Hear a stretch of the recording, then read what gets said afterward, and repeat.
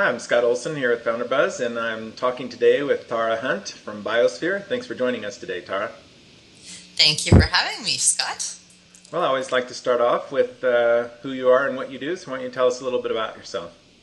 Sure. I am, well, as you said, I'm Tara Hunt. I'm the CEO and co-founder of Buyosphere, and Buyosphere is a Q&A shopping platform.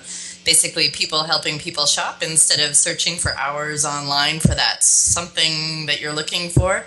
You just go to Buyosphere, ask the question, and there's all sorts of people there who have either done that research before or know how to shop better than you do, who will do the work for you. Right, right. Now, in addition, you just recently received some funding, if I saw correctly. Yeah, we just closed our seed round. Thank you. That was it was a long haul.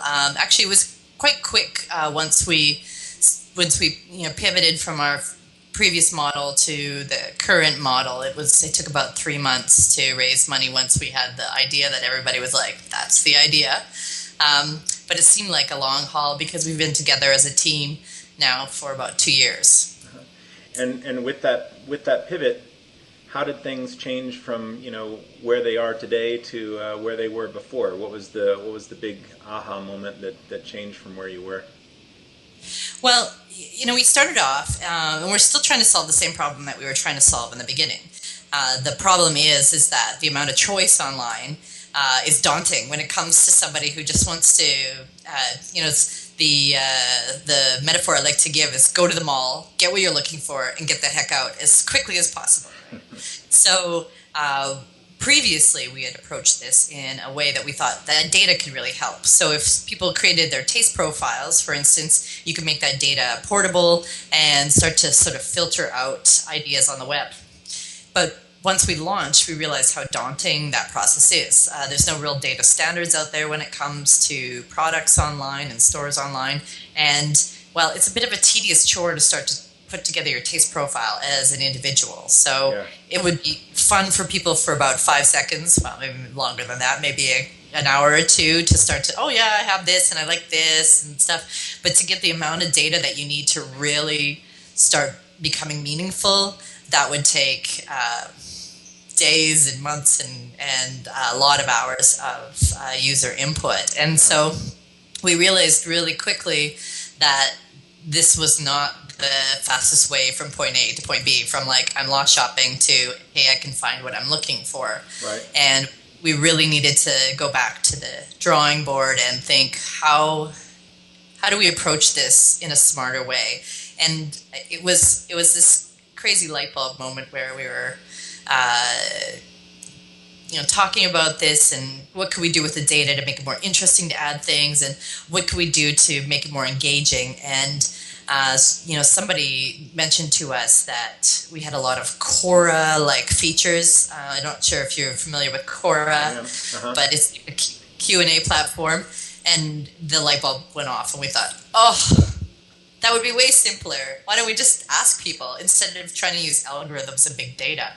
Human beings have a lot of information in our head and our memories that if we could leverage that, create serendipitous moments between two people, one person that's done a lot of the research and the other person who doesn't even know where to start, then we could help people solve their overwhelming shopping experience a lot quicker. Right, and so, I mean, I guess, is it fair to say that you kind of, when you launched, you faced two challenges, one which was technological in the dealing with in the mining of the data, and then the other one was user resistance to the model that you had kind of put in place. And then that kind of drove your adoption of some of these new options. Yeah, and we didn't have the kind of runway that a lot of companies that were in the valley and raising millions and millions of dollars had to be patient about the data accumulation or putting together big technology in the background to parse that data. So we needed to get a lot smarter. So in essence, our bootstrap position actually made us think smarter and come up with our pivot. And when we came up with the idea for the Q&A, we looked around, we were like, God, we're sure that somebody else has been doing this. And surprisingly, I mean, there's little here and there kind of instances of it online. Like Polyvore has a Q&A section, And of course, Yahoo Answers and stuff has a fashion section and a shopping section. But there was nothing really that approached finding products online directly with Q&A. So. Yeah, and I took a look at your site, of course, before we chatted, and I mean, it's a good way for people to just have the hankering to buy something, to go and just kind of browse around and see what people are interested in as well. And it's kind of that voyeur shopping as well. It's kind of an interesting experience, right? Yeah, we've had a lot of requests from people like, oh, I actually want to follow a question because I'm looking for that too. So we're going to be implementing that at some point in the near future. But like you said, it has this residual sort of voyeurism that, other people are like, yeah, I'm looking for a laptop bag, or yeah, I'm looking for a foldable bike, that sort of thing. So. It's kind of my first thought was it's kind of a home shopping network kind of experience, which is, you're not, for me, I wasn't specifically looking for something. I was kind of browsing your website, but it was kind of interesting to me. I was like, oh, this guy wants these leather boots. Those are kind of cool. Yeah, exactly. So, yeah, there's definitely a discovery element as well as a finding element. Yeah. Yeah, well, so you've raised your seed round of funding, and what is the kind of key milestone that you're looking for to call this next piece of your stage success? Well, I mean, we have question and answer number goals that we don't talk about externally. We use internally as our benchmark of where this is where we want to get, but basically it's doubling the activity month over month, and and then having a lot of success stories alongside that. The nice thing is, even with the questions that we've had thus far, we're just starting out. We've had quite a few emails and texts and comments on the platform that have been really positive. Like, I didn't think it was going to work, but I actually found something really unique. So we're actually achieving what we set out to achieve pretty quickly in.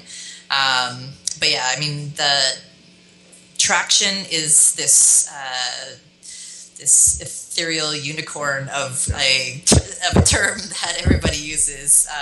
What does it mean? Does it mean we need 10 million registered users, or does it mean we just need a really good steady stream of questions that are being answered in a really unique, interesting way? And we're looking at it in the latter way as like, it's not about 10 million users, it's about questions that are coming in at a steady pace and them being answered in a way that people are leaving going, yeah, I'm not gonna use Google product search anymore. I'm not gonna spend hours online poking around for that thing. I'm just gonna go straight to Buyosphere and try my luck there because it seems to be working. So it's the ethereal unicorn totally, but that's how it'll play itself out. Well, it sounds great. I think I'm definitely going to use it myself. I think the next time I'm out to buy a gift for somebody else or something for myself, I'm going to give it a try for sure. And certainly appreciate you taking the time today to chat with us. Yeah, well, thank you so much for having me, Scott. And let me know how your question goes. I certainly will. Thanks.